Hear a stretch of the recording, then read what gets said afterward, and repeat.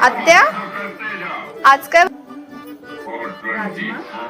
सोबत भाकरी पण बनव.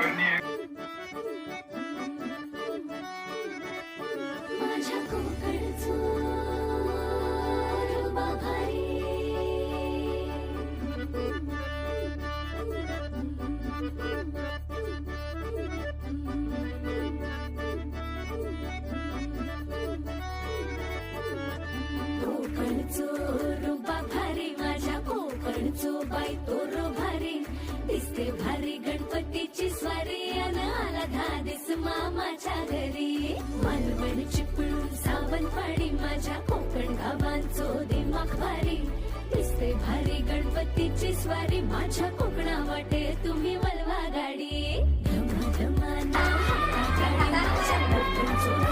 कसे झाले? नक्की छान झाले.